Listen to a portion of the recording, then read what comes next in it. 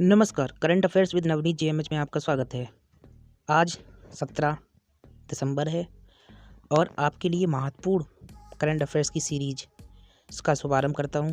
पहला बड़ा क्वेश्चन जो है निकल कर आ रहा है, डिपार्टमेंट ऑफ पोस्ट और किसने वर्चुअल तरीके से अपना डिजिटल पेमेंट ऐप डाक पे लॉन्च किया है।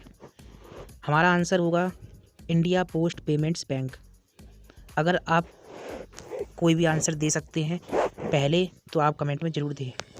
तो डिपार्टमेंट ऑफ पोस्ट और किसने वर्चुअल तरीके से अपना डिजिटल पेमेंट ऐप डाक पे लॉन्च किया। डाक पे से हमें यहाँ समझना चाहिए कि डाक से ही यानी कि डाकघर से ही रिलेटेड होगा।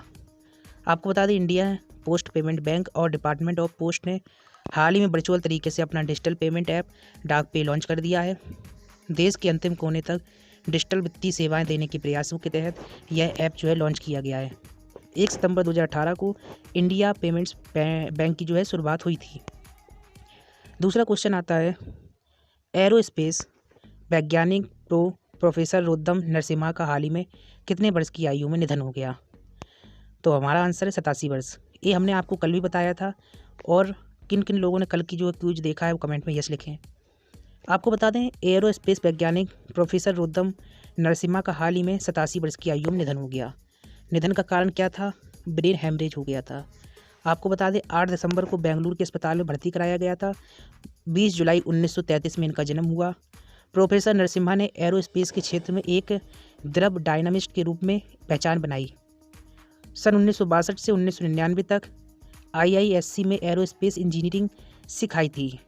तो ये बात हम कर रहे हैं वैज्ञानिक प्रोफेसर रुद्रम के बारे में।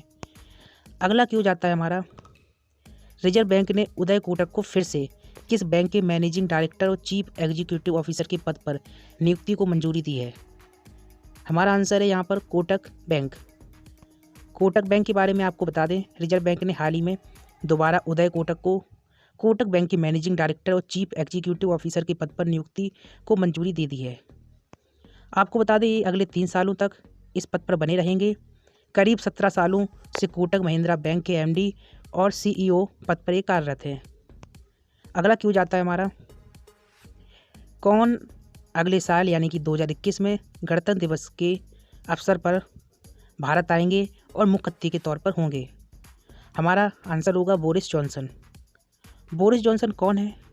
आपको बता दें, अगले साल गणतंत्र दिवस पर यूनाइटेड किंगडम यानी कि UK के PM बोरिस जॉनसन भारत के मुख्य अतिथि होंगे। UK ने इसे बड़ा सम्मान बताते हुए PM मोदी को G7 समिट के लिए आमंत्रित किया है, जिसकी मेज़बानी जो है ब्रिटेन करने जा रहा है। तो आपको एक क्वेश्चन में हम काफ़ी जानकारी देने का प्रयास करते हैं। उम्मीद करते हैं आपको ये प्रयास हमारा पसंद आ रहा होगा। तो एक ज़रूर लाइक करिए। हम यहाँ पर एम रखते हैं कम से कम 50 लाइक का। और इसी के साथ ही अगर आपके मन में कोई सवाल है या फिर आप कुछ बदलाव चाहते हैं तो हमें कमेंट जरूर करिएगा। साथ ही चैनल को सब्सक्राइब कर लीजिए। यहाँ पर वैकेंसी और करंट अफेयर से जुड़ी हुई रोजाना हम अपडेट देते हैं। अगला क्वेश्चन आता है, भारत और बांग्लादेश के बीच स्वाधीनता सड़क का शुभारंभ कब किया गया। स्वाधीनता सड़क का शुभारंभ जो है 26 मार्च 2021 को है, किया जाएगा, किया गया नहीं अभी किया जाएगा। स्वाधीनता सड़क का शुभारंभ 26 मार्च 2021 को स्वाधीनता सड़क का शुभारंभ होगा। यह सड़क जो है भारत में संचालित है, जबकि यह मेहरपुर मुजीबनगर ज़िले से होकर बांग्लादेश में जाएगी। तो ये भी बड़ी कमाल की अपडेट है, इसको भी आपको जानना चाहिए। अगली खबर आपको बता दें, हाल ही में किस सरकार ने सभी सरकारी मदरसों और संस्कृत स्कूलों को बंद करने के प्रस्ताव को मंजूरी दे दी है। यानी कि यहाँ पर राज्य सरकार के बारे में पूछा जा रहा है। गुजरात राज्य सरकार, महाराष्ट्र, असम, हाँ भाई असम, यहाँ पर असम सही होगा। असम सरकार ने मंजूरी दे दी है। आपको बता दें, असम सरकार ने हाल ही में सभी सरकारी मदरसों और संस्कृत स्कूलों को बंद करने के प्रस्ताव को मंजूरी दे दी है। यहाँ के शिक्षा मंत्री हैं जो हिमंता बिस्वा शर्मा ने अक्टूबर में कहा था कि असम में 610 सरकारी मदरसे हैं और सरकार इन संस्थानों पर प्रति वर्ष 260 करोड़ रुपए खर्च करती है। तो अब इन मदरसों को बंद करने का फैसला लिया गया है। और आपको अगला क्वेश्चन बता देते, 16 दिसंबर को पूरे भारत में कौन सा दिवस मनाया जाता है यानी कि मनाया गया है। आपके ऑप्शन है विज्ञान दिवस, सांख्यिकी दिवस, विजय दिवस, महिला दिवस। तो ये क्वेश्चन जो है आपके लिए है। कमेंट में आप अपनी प्रतिक्रिया जरूर दें और सही आंसर जरूर लिखें। अंतिम क्वेश्चन हमारा आता है, मोरक्को और इजराइल ने हाल ही में किस देश की मध्यस्थता में अपने संबंधों को सामान्य करने पर सहमति व्यक्त कर दी है।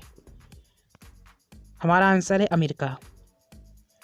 आपको बता दें, मोरक्को और इजराइल ने हाल ही में अमेरिका की मध्यस्थता में अपने संबंधों को सामान्य करने पर सहमति व्यक्त कर दी है। संयुक्त अरब अमीरात, बहरीन और सूडान के बाद मोरक्को चौथा अरब देश बन गया है, जिसने पिछले 4 महीने में इजराइल के साथ शत्रुता को समाप्त कर शांति के लिए कदम बढ़ाया है। तो आपको बता दें, मोरक्को चौथा अरब देश है, इसको याद रखना है आपको।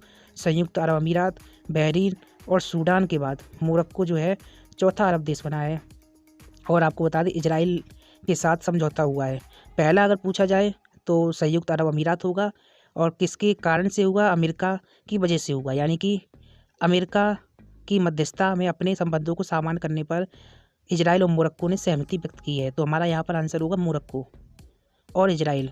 सहमति अगर किसकी वजह से हुई, मध्यस्थता किसकी वजह से हुई पूछा जाए तो अमेरिका आंसर यहाँ पर सही होगा।